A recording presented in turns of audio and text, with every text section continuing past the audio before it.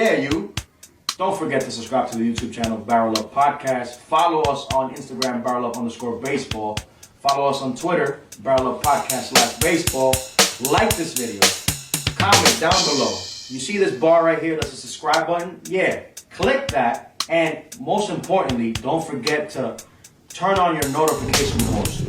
Good evening, everybody. Welcome to BarrelUp Podcast. This is your host, John Carlos, and a familiar face, my boy Daryl, the guru. He's back. Finally. Thank you guys for everything. Don't forget to subscribe to the YouTube channel, BarrelUp Podcast. Follow us on Instagram, BarrelUp_baseball. Like this video, comment down below. And also follow us on our major audio platforms, Anchor, ANCHOR, right? And on Spotify, as we are on Spotify. So you can listen to this podcast and many more on your way to work, on your way to New York City, Boston, wherever you want to go. You have us in tune. I said New York City and Boston, the rivalry. Anyway, they got swept. Thank you guys for all the support that you have given us. 921 subscribers to this day. All thanks to God and you guys for giving us the support. We're here. The first half of the season is about to culminate. It's about to end, and I thank God that baseball's back, because a lot of emotions, a lot of players doing right and wrong things. Baseball's back, and it's back in a big way. And here's our takeaway before the All-Star break. Daryl, what do you think about this 2021 season, man? Is it something that we thought was going to happen, or do you think that players were just eager to be on the field? I think it was something we was longing for. Last year was a pretty tough year with the pandemic and everything. Mm-hmm. I mean, we did get some baseball towards the end, but now the fans are back, full capacity, all stadiums now. It's different. Everybody's playing. Everybody's healthy. Yeah, we're back. MLB Baseball, Major League Baseball, had done a promotion in 2020 saying, let the kids play. Let the kids play. Oh, they let the kids play, because the first topic that we're going to discuss today is going to be the juniors of baseball. Yes, the juniors of baseball. Vladimir Guerrero Jr., Fernando Tatis Jr., and Ronald Acuna Jr. These are the headlines of baseball. Like I said in the episode before, baseball is getting younger, right? And these three key players are taking the load on their back. Everybody's talking about them. There's nobody that's watching the game of baseball that is not talking about these three. Daryl, talk to me about these three, man. Let's start with whoever you want. They're all great. They're all three great, right? Absolutely. Let's start with Vlad Jr., who's right now, who's neck and neck with Ohtani for MVP, first half MVP. Wow. He's having an amazing year. He lost that weight. He said he wanted to get to his roots and show people that, that what he was in 2019, 2020, that's not him. Right. So now he's batting what? He's batting .343 right now with 26 home runs. Video game stats. Crazy. Wow. Vladimir Guerrero Jr., as Daryl pointed out, he was doubted last year. He was criticized for gaining weight. They moved him over from third to first. And now he is the face of baseball basically this year, right? When I say power-wise, home run-wise, everybody's talking about the kid. He has tied his father. In the first 258 games of their career, they both hit the astonishing number of 50 home runs. So it's in the bloodline, right? Wow. Moving on to Fernando Tatis Jr. Fernando Tatis Jr., El Niño, right? The kid has proven himself, has had a tremendous year thus far. Not on the glove side. He's leading the league with 18 errors. But that doesn't mean that he's not a superstar. Daryl, let's break down Fernando Tatis Jr.'s numbers. Well, right now he's batting .293 with 25 home runs and 55 RBIs. He's doing it. He had a rough start with his shoulder injury. Right. Might be some time that we wouldn't see him, but he came back real fast. That's 2 weeks. 2 weeks. He came back, and he's had highlight career games, hitting 3 home runs in a game. Not thinking about his shoulder injury, which I can only imagine what he's going through right now. I changed his swing a little bit. He used to finish one-handed. That's how he got the injury. Now he finishes with 2 hands. I look more power. Look at that. Congrats to him. Major League All-Star this year. He was on the ballot since the first day.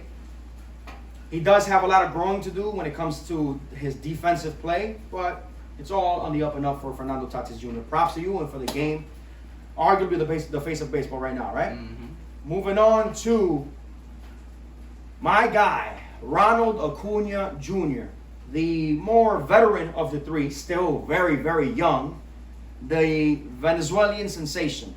Darryl, break down for me his stats. How is this guy doing this year? My boy's batting .283 with 22 home runs and 48 RBIs. Another All-Star invitee, electric player. We had an episode where we compared two of these three players, Fernando Tatis Jr. and Ronald Acuna.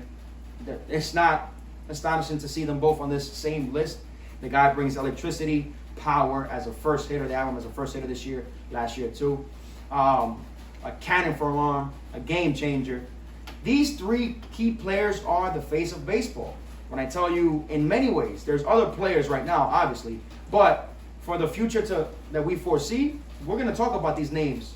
God willing, if they do not get injured. 2 out of these 3 always are on the injured list. Let's talk about that. Yeah, it's something that, obviously they're young. They play the game with a little bit more passion, more aggression. So we're going to tend to see them get hurt. With Tatis, it has been questioned, are you giving a little bit too much? Can you, slow it down a little bit? Right. I feel like he has, honestly, since last year, since the injury of the shoulder this year.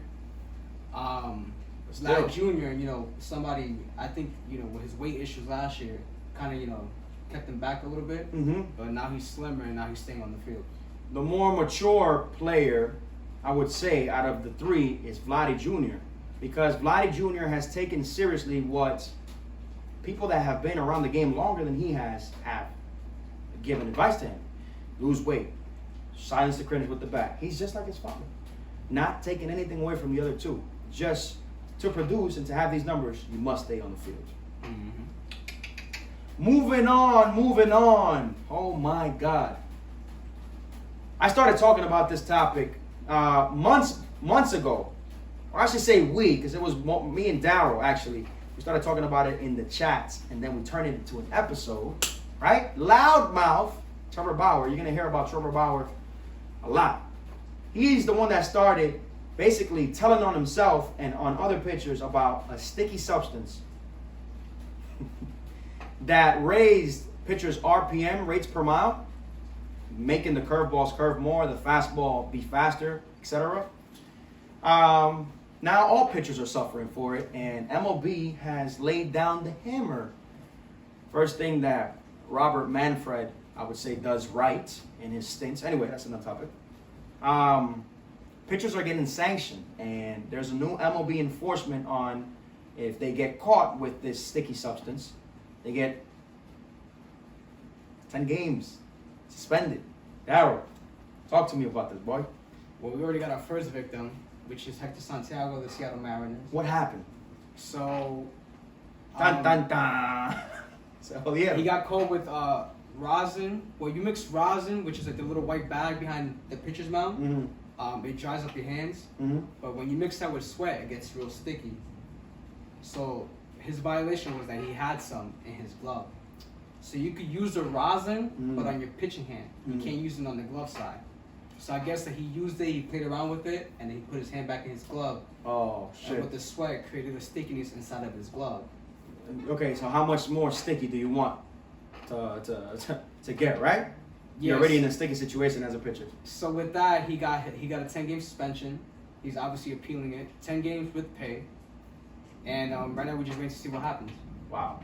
So that's the first victim. I assume it will be like a domino effect. Imagine there was dominoes right now coming down because these pitchers are using that to their advantage. I saw a video on TikTok where it showed how exactly these pitchers are using it, and one of the quote-unquote perpetrators was John Means from the Baltimore Orioles, as he was using it in the game. That's another story. But the major story of this scandal here is that now umpires are given the right to check for this sticky substance. Darryl, can you describe to me what you've been seeing and how these pitchers have been reacting to, for example, Max Scherzer, to the checks? So the umpires have been instructed by Major League Baseball to check every single pitcher after he comes out the game. In between innings, and for relief pitchers when they come out of the game. Randomly, right? Well, at their discretion, right? No, not randomly. It's literally every single pitcher. That's crazy. No, meaning like they just go up to them. They don't tell them when they're gonna go check. Like No. So do it after every single inning. That's crazy. So I saw Max Scherzer at first. He was taking off his hat. They were checking his belt here and stuff. He was fine the first time, but when he saw that they were doing it numerous times in the game, he started taking off his belt. He started stripping. Basically, we saw Romo as well from the Minnesota Twins doing the same thing. Or I think he's in the Miami Marlins. Romo, the pitcher, the San Francisco Giant World Series winner, right? It's crazy because now you see how this is taking moments away from the game. They checked the ground the other day. Thankfully, the ground didn't have anything. Nothing. There's a lot of questions to his late surge, I would say. He's 32 years old, throwing 100 miles per hour. The guy's clean. So, Garrett Cole was another one in the mix, right? His RPM has gone down. Way down. As with Trevor Bauer as well. They caught the message, some of them. It's not too late until others catch the message. It's just, my whole thing is, if you're going to sanction the pictures for this illegal way of playing, sanction the Houston Astros for their cheating. They didn't do shit. That was a slap on the wrist, right? But going back to the first perpetrator, we're going to spend like 3 minutes talking on this because these are just breaking news, right? And I was talking to Darryl about this prior to the show, and I want Darryl to speak on this because he knows more about this than I do. Trevor Bauer, the loudmouth, the one that blew this whole scandal up, right? Basically was the whistleblower on Twitter. Word got out. Garrett Cole was in the mix. The guy that has been the Che Guevara for the players, the revolutionist, or the I'm gonna speak, I'm gonna talk. Now he's in some deep shit. Darryl, what is he in? Well, some allegations surfaced that he sexually abused a woman in Los Angeles recently. I'm not gonna go into details because it's pretty vulgar. Explicit. You know, we have kids that watch this show. You're right. For those of you who want to know, you can obviously look it up. Yeah. But it's some serious allegations. Obviously innocent until proven guilty. But some of these things, it's just sexual and physical. For what Marcell Ozuna is basically out of the league for. So, in my opinion, my humble opinion, BarrelUp Podcast co-host, right? Our opinion, I don't know if Darryl sides with me. If convicted, he should get the hammer too. Because there's sexual allegations and physical allegations. And for what we're seeing, the story that's developing is very serious. This is what, I don't deserve this on anybody, but this is what you get when you're out there talking shit. You're in the spotlight. So a lot of things can surface. There you go. There you go. A lot has happened negatively to players in this 2021 season off of baseball, outside of baseball, that we don't want to see another star go down like this, right? He is a very good pitcher. I consider him an elite pitcher. He's in an elite team. Mm-hmm. The Dodgers, who have always had as rivals the Padres. Last year, we saw how the Dodgers literally manhandled the Padres. But this year, it's another story. Darryl, one of the hottest baseball rivalries of 2021. Los Angeles Dodgers versus San Diego Padres. Who turned out favorable and why? We all know that San Diego was capable of. But what did you see this year? We're talking about the rivalries now of the Major League Baseball. Well, obviously, if you've seen any of their games, every single game in each of their series was playoff baseball atmosphere. Literally. So it felt like a postseason game. I think right now San Diego's sitting on top in the series. Okay. They just recently swept the Dodgers. I think that whole division is on fire because the Giants in first place, they just got swept by the Dodgers. So, I mean, it's just like a three-headed dragon right now. They're fighting to see who comes out on top. And they're competing this hard in the first half. Imagine in the second half when players really tune up and are ready to compete for the playoffs. And not only that, with trades and stuff like that. So with trades, too. Teams will bulk up. You were saying the Padres last year, that the Padres were a good team. Now we see that surface even more. Do you think that the connection between Machado and Tatis is a big role into why we see the Padres competing the way that they're competing, with the tenacity and the eagerness to win. Absolutely. I think nobody foreseen it more than Machado when he signed with that team and requested that Tatis be brought up. Yeah. So he said the only way he'll sign with that team is if Tatis plays with him, and obviously paid out. The hottest rivalry in the National League, the Los Angeles Dodgers versus the Padres. So far, and these teams will see each other again, right? So far, we have the Padres with the upper hand, sweeping the Los Angeles Dodgers, right? The word sweep, the verb sweep, sweeping, right? Does not end there. We're going to go now to the American League with the hottest, the most notorious rivalry of, I would say, a century since the Bambino, God rest your soul, right? He played for both teams. Yankees and Red Sox. We're both Red Sox fans here. Darryl, take it away, my brother, because I know you have a lot to say on this topic. Last year wasn't favorable. You weren't speaking much. We were always mocked. Darryl, they're going to come back. They're going to come back. They came back all right.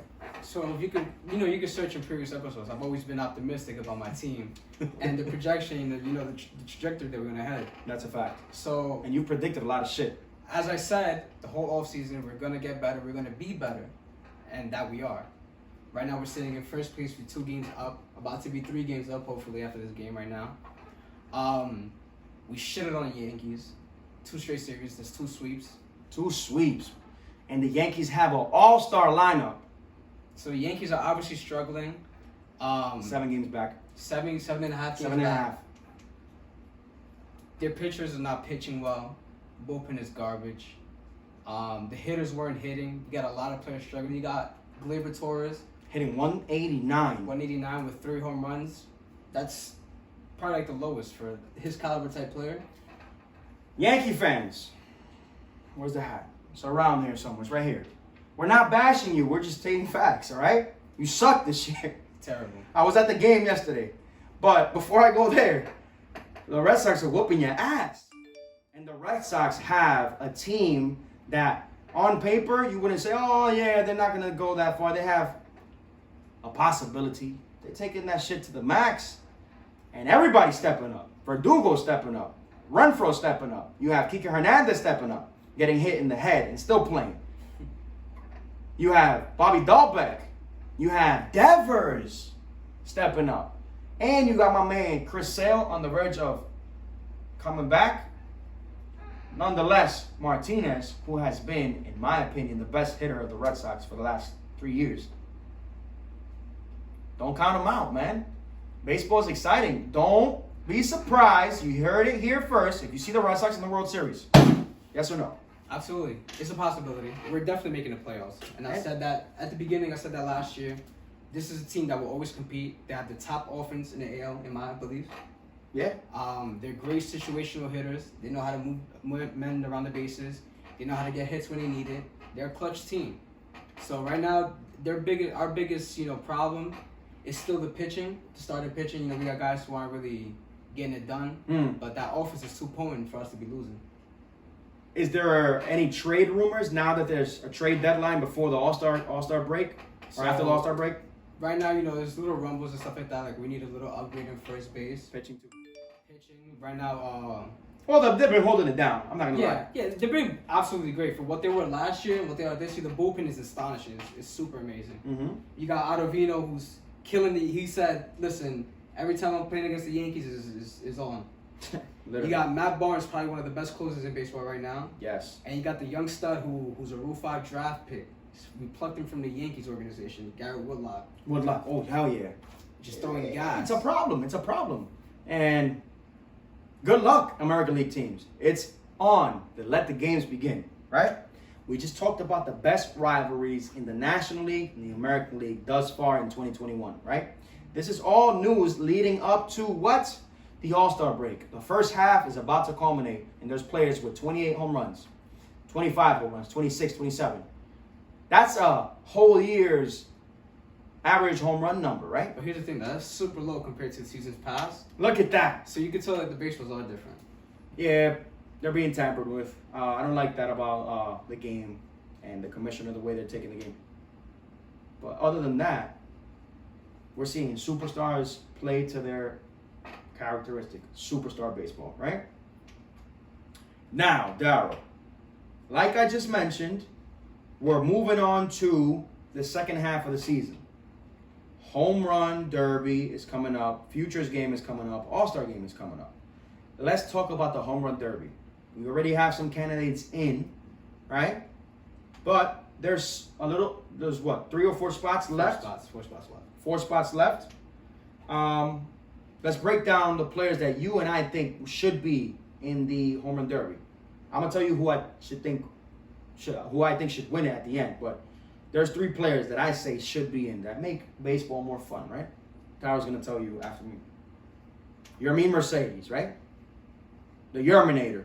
His first year in the majors, or second year in the majors, but first full year in the majors, came out with a bang, helping the White Sox, in every aspect, fan-wise, production-wise, personality-wise. He has tremendous power. He has exhibited tremendous power. A rookie, he should be in the Home Run Derby. Ronald Acuna, we just mentioned him, I also think should be in the Home Run Derby because he has, in my opinion, what's called the launch angle swing, a lot of power. I want to see those balls fly. He's a perfect candidate. Last but not least, second me on this one, Javi Baez. Yes, my man Javi Baez, I think should be in there because he's El Mago. He can do it all. And his swing is another uppercut swing, which I would love to see lollipops going out the stadium for 400, 500 feet. Those are my picks. Darryl. So, like you, Acuna Jr. obviously will be a fire pick. Fun to watch. Like you say, he has that launch swing angle. Yes. But my 3 right now will be, first off, Kyle Schwarber, who seems to hit a home run every at bat now. If you watch baseball in the last 2-3 weeks, he's literally gets a home run almost every at bat. He had 3 home runs against the Mets, I think it was the other day. Mm-hmm. Crazy. Number 2 will be Jesse Winker, Cincinnati Reds. Cincinnati Reds. Second baseman? Yeah, outfielder. Outfielder. He's killing right now. Yeah. He has that sweet swing. He's a lefty. Yeah. And his teammate will be a great pick too as well, Nicholas Castellanos. Another stud. Another freaking monster. Outspoken, by the way. That also, I believe, you're right. He should be in the All-Star game and in the Home Run Derby. Yeah, so with those 4 guys filling out the bracket, I think it would be an amazing Home Run Derby, especially in Colorado, high altitude park. Them balls fly. Hell yeah. And I got Trey Mancini winning. Great picks. Trey Mancini's in, right? Yeah, he's in it. I have the reigning champion, Pete Alonso, winning. Trey Mancini, Pete Alonso. You heard it here first. Moving on to finalize the show, right? We're going to give you our NL and AL picks for the All-Star game. All right, I'm going to toss this pen, right? Darryl, it's not a quarter. But if this lands to me on my side, I go first. If this part lands on my side, you go first. I go first because this one landed. All right. I'm going to give you my picks for both teams, right? Who I think should start, at least. I'm going to start with the NL. National League All-Star starters. Here we go. We're going to start with position number 1, the pitcher. Obviously, if you do not agree with me on this one, I don't know what the hell's going on in the world. Jacob deGrom has to start the game. God willing, if he's healthy. Catching, we have Contreras from the Cubs. First base, Freddie Freeman. Second base, Ozzie Albies, having a tremendous year for the Atlanta Braves. Third base, Nolan Arenado, who is on a surge with the St. Louis Cardinals, helping Yadier Molina. Guy's a beast. And none the least, to finish off the infield, Fernando Tatis Jr. at short. My team is competitive. Guys on Twitch, go play with that team right now and you'll win. Acuna in left field. Mookie Betts in center. And he just mentioned it, Nick Castellanos starting in right field. That's my all-star team for the National League to start. For the American League, here we go. We have Rodon from the White Sox having a tremendous year as a pitcher. The guy's a workhorse. He's the number 2 or number 3 pitcher in that lineup, right? He's the number 2 or number 3 pitcher in that lineup because we have Giolito there, but this guy can easily be a number 1. We have Perez from the Kansas City Royals catching. We have in first base Vladimir Guerrero Jr., of course. Second base Altuve, the cheater, even though he was cheating, guy can hit. Gotta say it. Devers, Rafael Devers at third base, underrated. Carlos Correa at short. He has revitalized his career. He's doing an amazing job for the Houston Astros this year. Alex Verdugo in left field. Oscar Hernandez in center. And Aaron Judge in right. That's my starting lineup. And we have JD Martinez DHing. Ohtani was another pick, but Ohtani can be starting for the American League. So I have that guy as my DH. Darryl, take it away, baby. All right, so I'm going to follow the trend with the AL team. Okay. Pitching, I also have Carlos Rodon. I'll have him start. You know, he has the lowest ERA. He's up there in strikeouts. The only thing is like his innings pitch is a little bit lower. Mm-hmm. But I'll have him start and then Garrett Cole come in right after. That's a good mix. Catching, Salvador Perez, seemingly the best catcher in baseball every year. So we have those two in common. Mm-hmm. First base, Vlad Jr., obviously MVP season currently. He's a lock at first base. Second base, I have Marcus Semien. Okay. Very, very good player for the Toronto Blue Jays this year. Right now, he's holding the freight for Toronto along with Vlad Jr. and those younger guys. Third base, the obvious pick, the best third baseman in the AL currently right now, Rafael Devers. Without a doubt. There's no doubt. Shortstop, I don't know how you pick Carlos Correa when you got this guy out here. Go ahead. Xander Bogaerts, who's by far the best shortstop by a mile. Arguably. Well, the stats don't lie. He's the best shortstop right now in baseball. He's a stud. In my outfield, I have left field Verdugo. We picked them up the same. Center field, a little different. I have Cedric Mullins of the Orioles. He's batting. You know why I didn't see him like that? I'm sorry to cut you off. Because the Orioles aren't doing good as a team. You know, they haven't been doing good for the last 5 years, so I don't really... That's true, but this is an All-Star game, so the best players should be out there. That's so a right now, fact. He's batting .323 with 14 home runs and 30 RBIs. So you got to have that dude out there. His defense is insane. Okay. And in right field, obviously, you know, Aaron Judge is having a great season for the Yankees, even though the Yankees aren't having a great season themselves. Aaron Judge is staying healthy. Yeah. And my DH will be Ohtani. As Why? much as I want JD Martinez to be the DH, but Ohtani is a better hitter than he is pitching. I witnessed it live yesterday. I was at Yankee Stadium. Angels versus Yankees. I was with my brother. We see the first home run. Oh, okay, Ohtani. Innings later, I say, oh, Ronnie, look. Oh, I said, oh. Line drive, home run to right field. Oh, Ohtani. The guy's a freaking beast. Don't forget to subscribe to the YouTube channel, BarrelUp Podcast. Follow us on Instagram, BarrelUp_baseball. Like this video, comment down below. Follow us on Anchor and on Spotify. New merch coming out soon. We love you guys.